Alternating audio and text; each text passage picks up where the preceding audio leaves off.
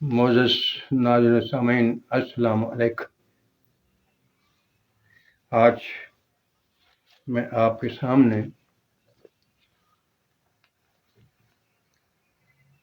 ان لوگوں کے کچھ بیانات کے بارے میں بات کرنے لگا ہوں جو قرآن میں نئی نئی باتیں، نئے مطالب بیان کرتے ہیں۔ میں اکثر یہ کہتا ہوں، قرآن ایک ایسی کتاب ہے جس پر بہت ظلم کیا جاتا ہے۔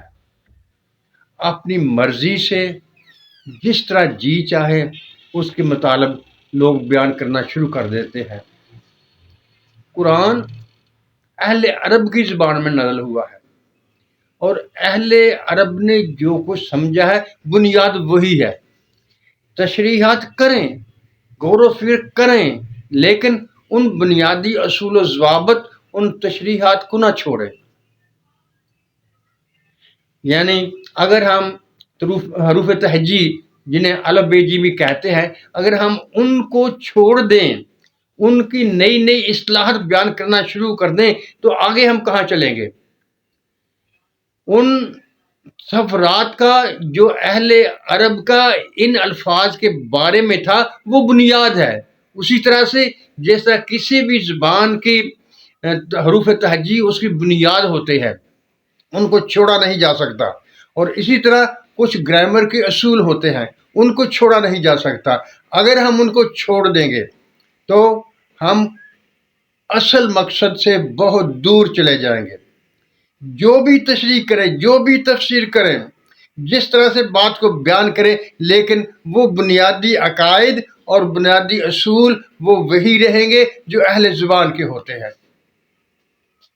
لیکن آج کل جیسا میں اکثر کہتا ہوں، لوگ اٹھتے ہیں اپنی مرضی سے جو چاہا بیان کرنا شروع کر دیتے ہیں اور باقی سب کو غلط کہنا شروع کر دیتے ہیں۔ خدا را آپ لوگ بھی قرآن سے چمٹیے، قرآن کی طرف آئیے اور سمجھیے اور اپنے ایمان کی حفاظت کیجیے۔ آئیے میں آپ کے سامنے سورۃ حجر کی 2 آیات مبارکہ پیش کرتا ہوں، پھر ان کے بعد بات کریں گے۔ اعوذ باللہ من الشیطان الرجیم، بسم اللہ الرحمن الرحیم۔ وجاء اہل المدینۃ یستبشرون قال ان هؤلاء ضیفی فلا تفضحون واتقوا اللہ ولا تحزنون قالوا اولم ننهک عن العالمین قال هؤلاء بناتی ان کنتم فاعلین۔ معزز ناظرین سامعین، یہ قرآن کی آیات مبارکہ اس سلسلے میں بیان کی گئی ہیں جب فرشتے حضرت لوط علیہ السلام کے پاس آئے تھے۔ آئیے یہی فرشتے جو حضرت لوط علیہ السلام کے پاس آئے تھے وہ پہلے حضرت ابراہیم علیہ السلام کے پاس گئے، وہاں سے بات کو شروع کرتے ہیں اور پھر دیکھتے ہیں کہ اس کا کیا مطلب ہے۔ حضرت ابراہیم علیہ السلام کے پاس کچھ فرشتے آئے جو کہ انسانی شکل میں تھے۔ اس بات کو یاد رکھنا ہے، وہ فرشتے انسانی شکل میں آئے تھے۔ حضرت ابراہیم صلی اللہ علیہ وسلم نے جب دیکھا مہمان ہیں تو انہوں نے جلدی سے ایک بچڑا ذبح کیا اور اس کا گوشت سالن وغیرہ تیار کر کے کھانا ان کے سامنے پیش کر دیا۔ تو انہوں نے کھانا کھانے سے انکار کر دیا۔ جب انہوں نے کھانا کھانے سے انکار کر دیا تو حضرت ابراہیم کے دل میں کچھ تردد پیدا ہوا، تو ان فرشتوں نے کہا کہ آپ تردد نہ کیجیے، ہم سے مت ڈریے، ہم اللہ کے فرشتے ہیں اور آپ کو خوشخبری دینے آئے ہیں، بیٹے کی خوشخبری۔ آپ کی بیوی جو کھڑکی کے پاس کھڑی یہ باتیں سن رہی تھی، انہوں نے متعجب کیا۔ وہ بات چیت ان کے درمیان ہوئی، ہم آپ سب کو پتہ ہے وہ کیا بات چیت ہوئی۔ اس سے فارغ ہونے کے بعد وہ فرشتے جب حضرت لوط علیہ السلام کی چلنے لگے تو حضرت ابراہیم علیہ السلام نے پوچھا تم وہاں کس مقصد سے جا رہے ہو؟ انہوں نے کہا کہ ہم اس قوم پر عذاب لائیں گے، اس قوم کو تباہ برباد کر دیں گے۔ تو حضرت ابراہیم نے سوال کیا، ان سے پوچھا کہ وہاں حضرت لوط علیہ السلام بھی موجود ہیں، تو ان فرشتوں نے کہا کہ ہم ان کو بچائیں گے، لیکن باقی اس کی جو قوم ہے اس پر عذاب نازل ہوگا۔ حضرت ابراہیم کے پاس وہ فرشتے کس شکل میں آئے تھے؟ انسانی شکل میں آئے تھے۔ اب جب وہی فرشتے حضرت لوط علیہ السلام کے پاس پہنچے تو اس وقت بھی وہ انسانی شکل میں موجود تھے، اور یہاں تصریح ہوتی ہے کہ وہ نوجوان تھے، یعنی نوجوانوں کی شکل میں تھے، یعنی نوجوانی کی ابتدا کی انہیں عمر تھی۔ وہ قوم ایک خباثت میں مبتلا تھی۔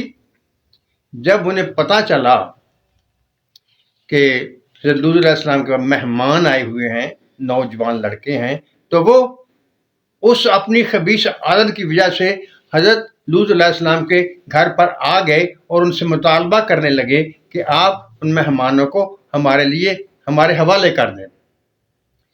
حضرت لوط علیہ السلام نے انہیں بہت سمجھانے کی کوشش کی، لیکن وہ اس کی بات نہ مانتے تھے۔ تو فرشتوں نے اس وقت کہا کہ آپ خوف نہ کیجئے، ہم اللہ کے فرشتے ہیں اور یہ ہم پر غلبہ نہیں پا سکتے، آپ بے فکر ہو جائیے، ہم ان کو تہس نہس کر دیں گے۔ یہ وہ واقعہ ہے جو میں نے آپ کے سامنے بیان کیا، اور یہ واقعہ کیوں بیان کیا، اب ہم اس طرف چلتے ہیں۔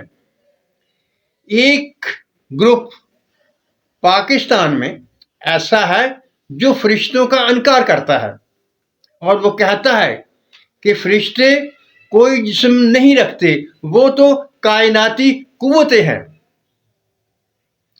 یعنی وہ کائناتی قوت ہیں، جیسے کہ میگنیٹک قوتیں ہوگی، الیکٹرک قوتیں ہوگی، اسی طرح کی قوتیں ہیں۔ وہ کوئی بھی جنس نہیں ہے، کوئی جیسا ہم سمجھتے ہیں کہ فرشتے ایک تخلیق ہے اللہ تعالیٰ کی، اور وہ ایک قوم ہے، جسی طرح سے جن بھی ہیں اور انسان بھی ہیں، اسی طرح فرشتے بھی ایک نوع ہے۔ لیکن وہ اس بات سے انکار کرتے ہیں، وہ کہتے ہیں نہیں، فرشتے اللہ تعالیٰ کی کائناتی قوتیں ہیں۔ دیکھیے، ہم مسلمانوں کے لیے قرآن مرکز ہے، ہر مسئلے کے لیے ہم نے سب سے پہلے اسی طرف رجوع کرنا ہوتا ہے۔ اگر وہ قوتیں تھیں، فرشتے کائناتی قوتیں ہیں، تو ان کے علاوہ اور بھی قوتیں ہوں گی، موجود ہوں گی۔ اگر اور قوتیں موجود ہوں گی تو وہ بھی فرشتوں کی شکل اختیار کر سکتی ہوں گی، وہ بھی انسانوں کی شکل میں آ سکتی ہوں گی، جس کے بارے میں کوئی ذکر موجود نہیں ہے۔ صرف فرشتوں کے بارے میں موجود ہے کہ وہ انسانی شکل میں آ سکتے ہیں اور آتے ہیں۔ یہی بات میں نے آپ کے سامنے بیان کی ہے کہ وہ فرشتے انسانی شکل میں حضرت لوط علیہ السلام کے پاس بھی آئے تھے، اور حضرت ابراہیم علیہ السلام کے پاس بھی آئے تھے، اور حضرت ابراہیم علیہ السلام کو بھی بیٹے کی خوشخبری دی تھی، اور حضرت لوط علیہ السلام کو بھی اس قوم سے نجات دی تھی۔ سوال یہ پیدا ہوتا ہے، کیا کائناتی قوتیں انسانی شکل میں آ سکتی ہیں؟ یہاں یہ مت کہنا اللہ قادر ہے، وہ ہر کچھ کر سکتا ہے۔ اللہ تعالیٰ اپنے اصولوں کے خلاف نہیں کرتا۔ یہاں ایک حدیث مبارکہ میں آپ کے سامنے رکھ دیتے ہوں کہ ایک دفعہ حضور اکرم صلی اللہ علیہ وسلم اپنے صحابہ کے درمیان بیٹھے ہوئے تھے، اور ایک شخص آیا، اور اس شخص نے حضور اکرم صلی اللہ علیہ وسلم کے گھٹنوں سے گھٹنے ملا کر بیٹھ گیا اور سوالات کرنا شروع کر دیے۔ اسلام کیا ہے، ایمان کیا ہے، قیامت کب آئے گی، اور حضور اکرم صلی اللہ علیہ وسلم نے ان کو جوابات دیے۔ جب وہ شخص چلا گیا تو حضور اکرم صلی اللہ علیہ وسلم نے صحابہ سے پوچھا کہ آپ جانتے ہیں کہ یہ کون شخص تھا؟ صحابہ نے کہا اللہ اور اللہ کا رسول بہتر جانتے ہیں۔ حضور اکرم صلی اللہ علیہ وسلم نے ارشاد فرمایا کہ وہ جبرائیل تھے جو تمہیں تمہارا دین سکھلانے کے لیے آئے تھے۔ حضرت جبرائیل بھی انسانی شکل میں آئے، وہ فرشتے بھی حضرت ابراہیم علیہ السلام، حضرت لوط علیہ السلام کے پاس انسانی شکل میں آئے۔ اب ہم انہیں قوتیں کیسے کہہ دیں کہ وہ کائناتی قوتیں ہیں؟ جس طرح سے پھر ایک اور بات، جب اللہ تعالیٰ نے آدم کی تخلیق کرنا چاہی تو اس وقت میں فرشتوں سے مکالمہ کیا تھا، انی جاعل فی الارض خلیفہ۔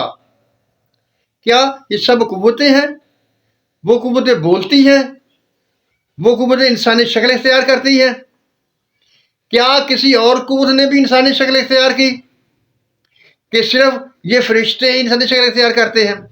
معزز ناظرین سامعین، آج کے دور میں ایمان کی حفاظت بہت مشکل ہے۔ اگر فرشتے ہی قوت ہیں، کائناتی قوتیں ہیں، تو قرآن مجید کون لے کر آیا حضور صلی اللہ علیہ وسلم کے قلم پر نازل ہوا تھا؟ کیا قرآن میں وہ بات ویسے ہی بیان کر دی گئی ہے؟ معزز ناظرین سامعین، میں بار بار یہ کہتا ہوں، اگر آپ نے ایمان کو محفوظ رکھنا ہے تو قرآن سے جڑیے، قرآن سے اپنی بات کیجیے اور یہ ذہن میں رکھیے، پھر وہی بات جو تصور صحابہ کرام کے دور میں تھا، جو صحابہ کرام نے تصور لیا، جو کچھ انہوں نے بیان کیا، ہمارے لیے وہی بنیاد ہے۔ اور زبان کے معنی اور تشریح کے لیے جو گرامر کا اصول ہے، جو ہر زبان کا اصول ہوتا ہے، اس کو سامنے رکھیں گے اور اس کے بعد پھر آگے چلیں گے۔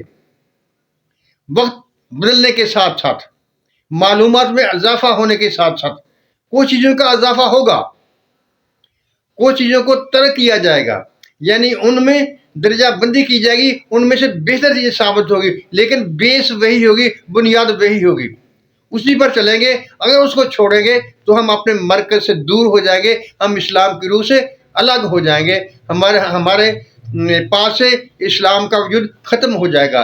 جیسا کہ